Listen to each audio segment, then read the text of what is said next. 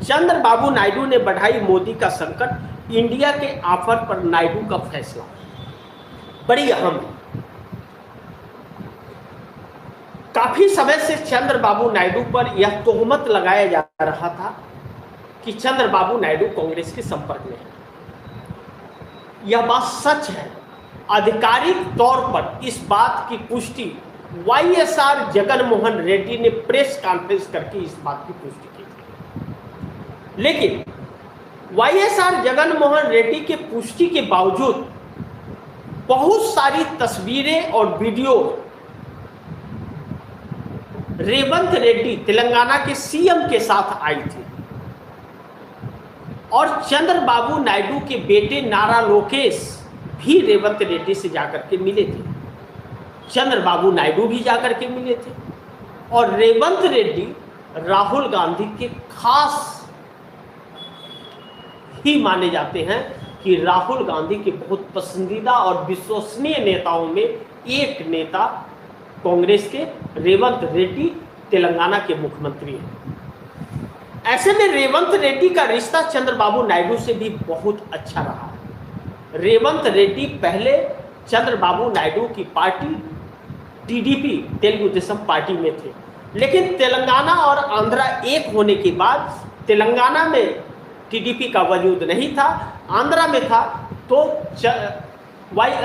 जिस तरह से रेवंत रेड्डी कांग्रेस में शामिल हो गए, लेकिन चंद्रबाबू नायडू के विश्वसनीय में से एक बने ही रहे, विश्वसनीय रहे, यानी कि वह इधर की बात उधर और उधर की बात इधर नहीं करते रेवंत रेड्डी, इसलिए विश्वास बना रहा। और अब रेवंत रेड्डी के ही जरिए चंद्रबाबू नायडू के पास ऑफर भी पहुंचा कहा जाता है और चंद्रबाबू नायडू अपना जवाब भी पहुंचा रहे हैं। ऐसे में चंद्रबाबू नायडू ने नरेंद्र मोदी पर संकट कहीं न कहीं बढ़ा दिया है और इंडिया गठबंधन के ऑफर पर अब चंद्रबाबू नायडू का फैसले आने का वक्त हो गया है, यह बात कही जा रही है।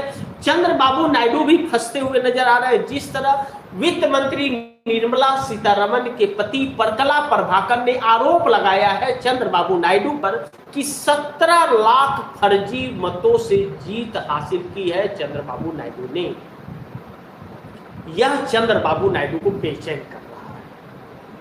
अब चंद्रबाबू नायडू इसलिए भी शिकंजे में आ रहे हैं, आक्रोश के शिकार हो रहे हैं कि जिस तरह से महंगाई बढ़ रही है वह चंद्रबाबू नायडू को के वोटर्स को उनसे बहुत काफी दूर कर रही है। चंद्रबाबू नायडू किसके साथ रहेंगे नहीं रहेंगे यह बात की बात है, वह फिलहाल मोदी के साथ है और तोहमत उन पर जरूर लगेगा, वोट चोरी का भी लगेगा और इस महंगाई की मार का भी लगेगा। अब आंध्र प्रदेश की जनता यह विचार करने लगी है कि चंद्रबाबू नायडू को नेता माना जाए या नहीं माना जाए, और यह फैसला अगर हो गया तो चंद्रबाबू नायडू 360 करोड़ रुपया कौशल विकास परियोजना के तहत घोटाले में फंसे हुए हैं, जिसको लेकर के नरेंद्र मोदी सरकार की ईडी ने चंद्रबाबू नायडू को 2024 लोकसभा चुनाव के पहले 52 दिनों तक जेल में रखा था।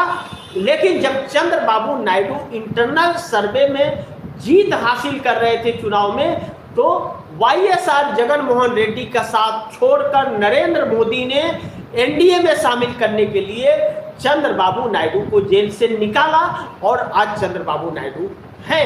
ऐसे में चंद्रबाबू नायडू के वोटर्स उनसे दूर हो रहे हैं और वोट चोरी का भी लग रहा है। इससे एसआईआर जो चल रहा है यह तोहमत और भी मजबूत हो जाती है कि इस एसआईआर के तहत चंद्रबाबू नायडू अपनी जीत पक्का करना चाहते हैं।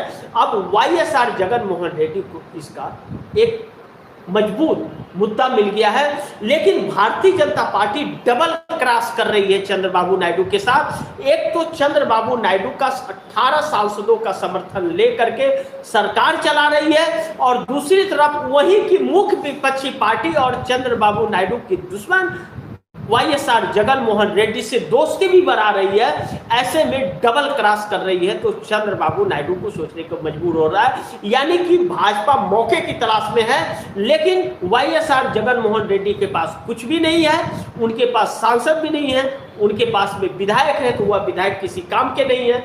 नरेंद्र मोदी को सांसदों का समर्थन चाहिए और इस बात को लेकर के अब गंभीर होते हुए चंद्रबाबू नायडू नजर आ रहे हैं। महंगाई की जो मार पड़ रही है या ईरान इजराइल के युद्ध से जो बधिया बन गया, भट्ठा बैठा है, जो आईटी हब बनाना चाहते थे चंद्रबाबू नायडू, वह आईटी हब बनने के पहले ही समाप्ति की तरफ बढ़ रहा है, क्योंकि 4,60,000 करोड़ के कर्ज में भी डूबे हैं चंद्रबाबू नायडू, और इस महंगाई के मार ने कमर तोड़ दी। और जो परिस्थितियां इस वक्त हैं, सरकार एनडीए मोदी सरकार के खिलाफ जो जनता जा रही है, उससे उनके राजनीतिक कैरियर में बहुत बड़ा प्रभाव डालेगा, जिसकी कीमत उन्हें 2029 के चुनाव में चुकानी पड़ सकती है।